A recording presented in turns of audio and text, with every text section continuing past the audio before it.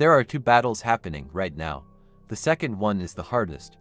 First one, there's the obvious war raging outside of you, the battle of lust and distraction. You see it everywhere, endless temptations luring you. The second war is often unseen, the war within you. It's the battle between impulse and identity, the tug of war between what feels good now and what builds something real later. Now, listen, nobody teaches you how to fight the war inside. Some start with more energy than others. Some have more access to resources. Some face fewer obstacles. Life isn't fair. But life isn't meant to be balanced. It's meant to be lived. And balance comes not from external circumstances, but from within you. Freedom doesn't come from shame. It comes from understanding.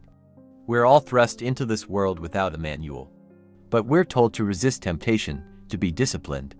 Why do we keep playing the same song that makes us sad or revisiting the same places that bring back painful memories? Because familiarity is comforting.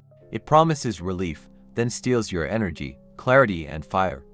Only a coward relies on pleasure to forget pain. The brave man is he who can suffer pain to grow beyond it. It's easy to succumb to the allure of immediate pleasure. But true strength lies in enduring the discomfort and emerging stronger on the other side. It drains your ambition. It fogs your focus, and every time you give in, your future waits a little longer. Set up your environment like your future depends on it, because it does. Block, filter, mute, not out of fear, but out of freedom. You're not running from pleasure, you're running toward purpose. Every time you resist, your clarity grows. Every moment you say no becomes momentum. It might feel small, but small wins shape strong identities. And your identity is your compass. If you believe you're weak, you'll act like it. If you believe you're disciplined, your behavior will follow. The Bhagavad Gita says, the mind is the friend of the man who has conquered it. But for the man who fails to do so, it becomes the enemy. You're not fighting lust. You're training your mind. Every thought is a seed. Plant discipline, harvest direction. But the good news, you're not powerless. This war can be won. Reach for your breath. Create sacred space before the world invades. Meditate, journal, move. Prepare your mind before the battle begins. Lust waits for lazy moments, so make fewer lazy moments. Get tired from purpose, not from endless pleasure seeking. Channel the urge into action. Channel the fire into fitness. Channel the craving into creation. You don't need to be perfect, you need to be committed.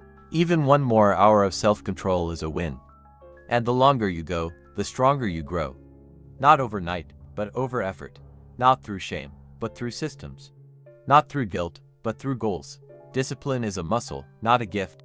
Remember, the journey of 1,000 miles begins with a single step. Take that step today. Choose to rise above. Choose to be more than your impulses. And as you do, you'll find that lust, which seemed so mighty, loses its hold. You're not fighting the war alone. I'm in this battle too. We're in this together. And every choice we make, every step we take, brings us closer to mastery. Until next time, you're not alone in this war. Most suffer silently, scrolling, numbing, spiraling, not because they're evil, but because they're empty. But when you chase purpose, pleasure finds its proper place. The monk doesn't avoid temptation by force. He understands it, he sees through it, because mastery begins with awareness. Ask yourself, what am I really seeking in that moment? Is it escape, validation, numbness? The answer reveals the root. And if you can name the root, you can remove the weed. Lust doesn't attack the body, it attacks the mind. It owns your focus, then steals your future. It's easier to hurt with something familiar than to be scared of something new. But when you chase purpose, pleasure finds its proper place. It exploits your vulnerabilities not because you're weak, but because you're wounded. Wounds unhealed seek quick comfort, and lust disguises itself as comfort. But comfort isn't peace, it's silence before the storm. It seems calm on the surface, but underneath, chaos simmers. Every scroll chips away at your attention span. Every secret click steals a piece of your power. And over time, you don't even realize how far you've drifted. You forget how strong you used to be. You stop chasing dreams and start chasing dopamine. That's not freedom, that's addiction, dressed up in distraction. When you align your actions with your values, when you turn your intentions into habits, that's when lust loses its grip.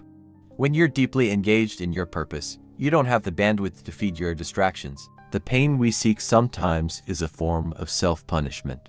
A punishment for what? For feeling emotions in the first place, for being vulnerable enough to love, for daring to hope. It's as if we're punishing ourselves for being alive. But here's the paradox. The pain you seek is a wound that festers if left untreated.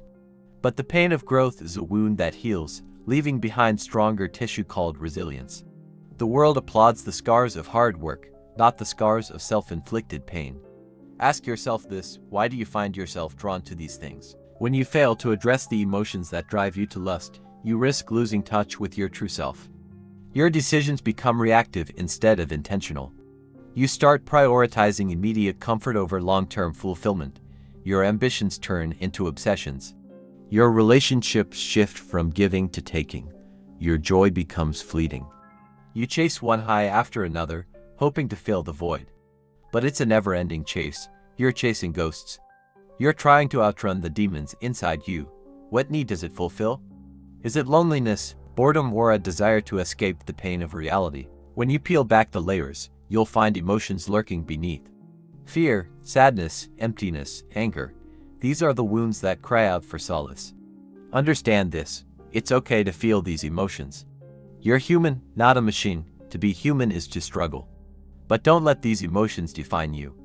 Acknowledge them, feel them, but don't dwell there.